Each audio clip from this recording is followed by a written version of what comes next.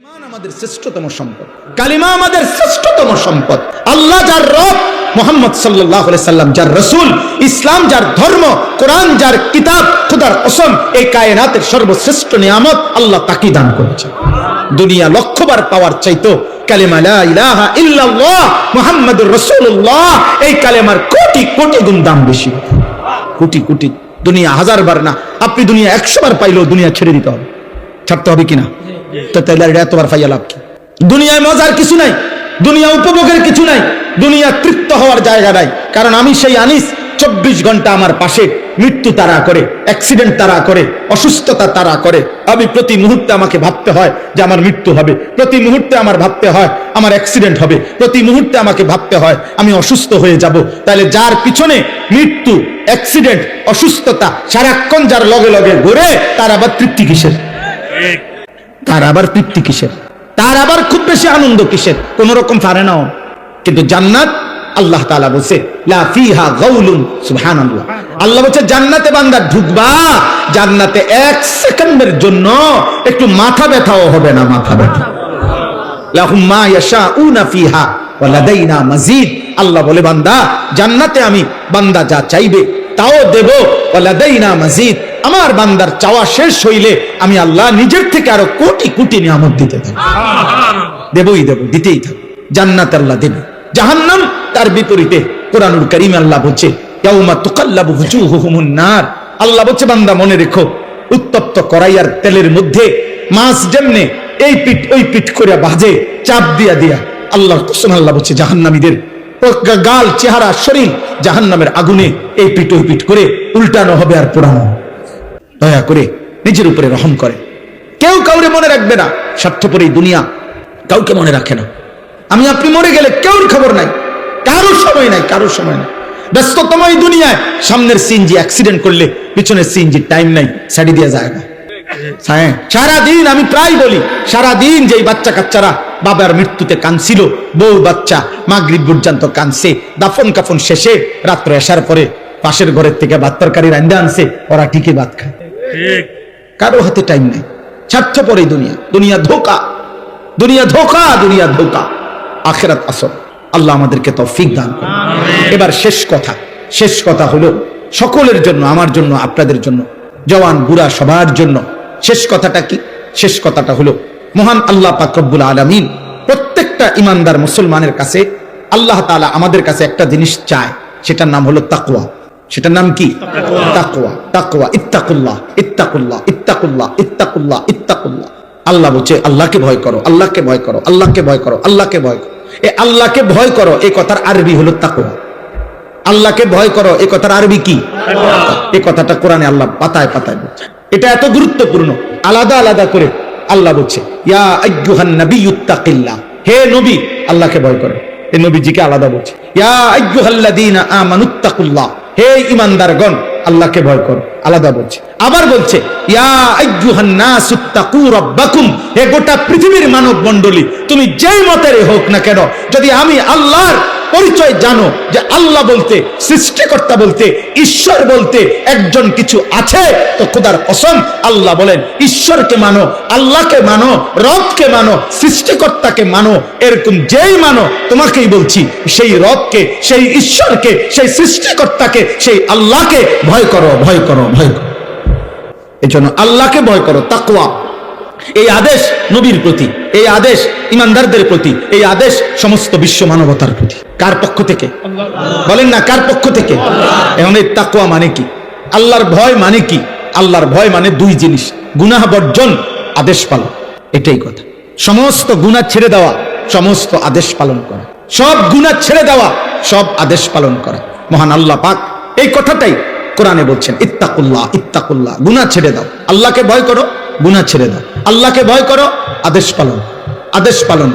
এখন আমি যে কথাটা বলতে চাই সেটা হলো 11 মাস মনে করেন আল্লাহ পাক রব্বুল আলামিন আমাদেরকে বলছে বান্দা আল্লাহকে ভয় করো, গুনাহ ছাড়ো, গুনাহ ছাড়ো, গুনাহ ছাড়ো, গুনাহ ছাড়ো, হুকুম পালন করো, সেজদা দাও, নামাজ পড়ো, গোলামি করো, বন্দিগি করো, জিকির করো, তেলাওয়াত করো, তাসবিহ পড়ো, হালাল খাও, হারাম ছাড়ো, চুরি ছাড়ো, জিনা ছাড়ো, মদ ছাড়ো, জুয়া ছাড়ো, হত্যা ছাড়ো, খুন ছাড়ো, সন্ত্রাস, কুফর, শিরিক, মূর্তি পূজা সব ছাড়ো। ছাড়ো বান্দা, ছাড়ো, ছাড়ো বান্দা, সব বাদ দিয়া আল্লাহ তাআলা এইবার ইমানদার মুসলমান পরিচয়ধারীদেরকে সর্বশেষ আল্লাহ বলছে, বান্দা এবার ঠিক আছে, 11 মাস তুমি কোনো গুরুত্ব দিলা না, বেশি ভুল করে ফেলছো, অনিয়ম হইছে, আচ্ছা যাও বান্দা, আমি আল্লাহ, তুমি মুমিন, তোমারে বলছি সব বাদ দিলাম, 11 মাস সব বাদ, এবার শুধু নতুন করে আমি একটা মাস দিতে চাই, মাহে রমজান।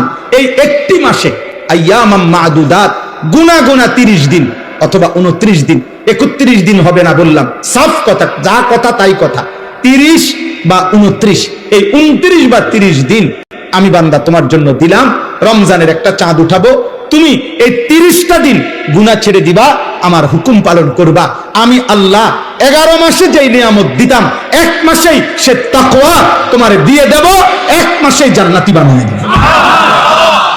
যাও বা, একটা কথা মনে রাখবেন, এই শেষ কথাটার ক্ষেত্রে এই কথাটা মনে রাখতে হবে, মহান আল্লাহ পাক মূলত বান্দার ব্যাপারে আল্লাহর ফয়সালাটা কি? আল্লাহর ফয়সালা মূলত আল্লাহ বান্দাকে মাফ করতে চায় বেশি, জান্নাত দিতে চায় বেশি। আমি এটা একটা উদাহরণ দেই আর কি বুঝার জন্য। আমার একজন খুব ঘনিষ্ঠ লোক, পরিচিত, আর অনেকবার আমার কাছে কিছুদিন আগে আর কি গেছে, একটা মাহফিলের লাগিয়া মনে 5-7 বার 10 বার গেছে।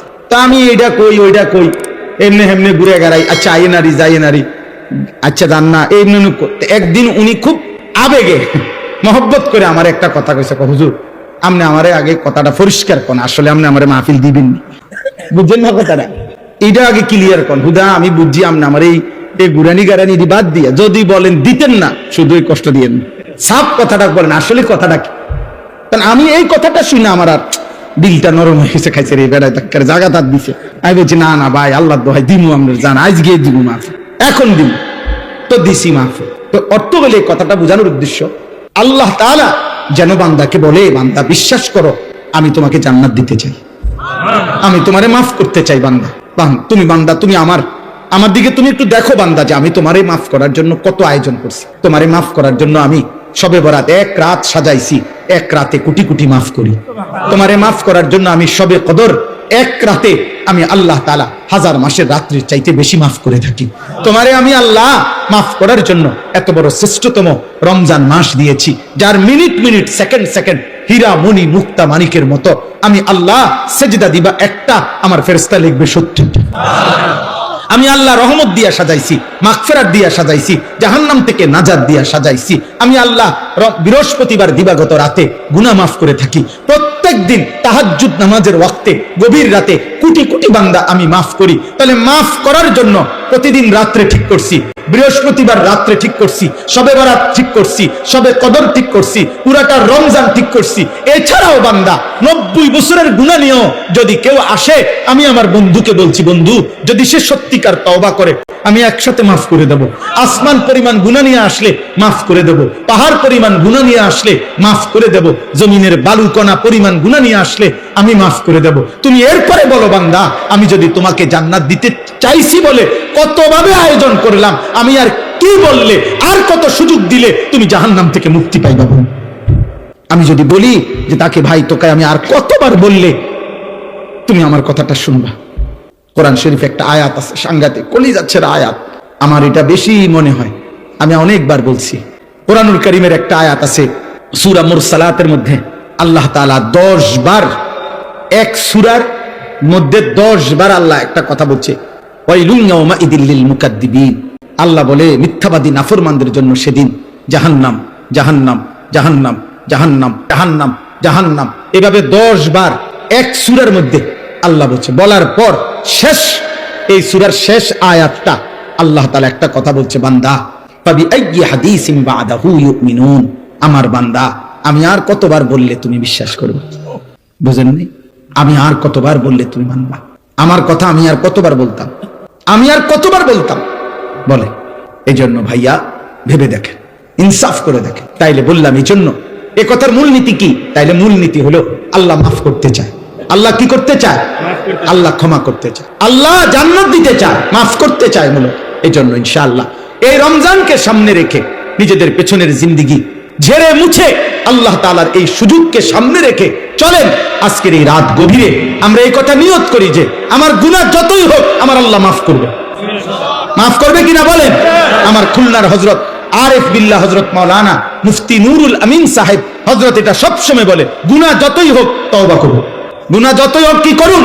তওবা। এজন্য কিশোর ভাই, যুবক ভাই, ব্যবসায়ী ভাই, বাবা, চাচা, পর্দার আড়ালের মা বোন প্রত্যেককে বলি ভাইয়া, প্রত্যেকটা ইমানদার চলেন আমরা আরেকবার ঘুরে দাঁড়াই আর মনে মনে এটা ভাবি যে ইনশাআল্লাহ আল্লাহ আমারে মাফ করবে। আল্লাহর কাছে পিছনের জিন্দেগি গুনাহ থেকে মাফ চেয়ে নতুন করে নতুন উদ্যমে আখিরাতের ফিকিরে নামাজ, রোজা, বন্দিগি, হালাল হারামের পাবন্দি আমরা করব ইনশাআল্লাহ। বলেন ইনশাআল্লাহ। কিশোর ভাই, যুবক ভাই, তোমাদের 30 বছরের নিচে যাদের বয়স, তোমরা একটু হাত উঠাও, হাত উঠাও। মাশাআল্লাহ, আল্লাহ তোমাদেরকে কবুল করে। হাত নামাও। তোমাদের কাছে আমার দুইটা ওসিয়ত, আমার কলিজার দুইটা আবেগ। একটা হলো তুমি সর্বোচ্চ, তুমি শক্ত সামর্থ্য যুবক, তোমার রোগ ব্যাধি কম, তুমি সুস্থ সবল, তুমি হিম্মত করে এলাম দিয়া পারো, যেমনে পারো তুমি ফজরের নামাজ পড়ো। আমি আবদার করলাম, আব্বা তোমারে বললাম, আমি তোমরা যদি নিয়ত করতে পারো, আলহামদুলিল্লাহ সারা বাংলাদেশে আলহামদুলিল্লাহ আজকে জানছি যে ইউরোপে পর্যন্ত বাংলা ভাষাভাষী মুসলমান এবং বাংলাদেশে ব্যাপকভাবে সর্বত্র কিশোর যুবক ছেলেরা আলহামদুলিল্লাহ ফজরের নামাজে মুসল্লি বৃদ্ধির জন্য ফজর ক্যাম্পেইন, ফজরের প্রচারণা আলহামদুলিল্লাহ ব্যাপকভাবে কাজ করছে। সারা বাংলাদেশে ফজরের নামাজের মুসল্লি বাড়াবার জন্য কিশোর যুবকদের সর্বাত্মক মেহনত চলতেছে আলহামদুলিল্লাহ। একেবারে আমেরিকার একটি প্রদেশ আছে মিশিগান, ওইখান থেকে যুবক, বাংলা ভাষী যুবক জানাইছে, হুজুর আমরা ওইখানেও ফজরের ক্যাম্পেইনের কাজ করছি। আলহামদুলিল্লাহ, আলহামদুলিল্লাহ, আলহামদুলিল্লাহ।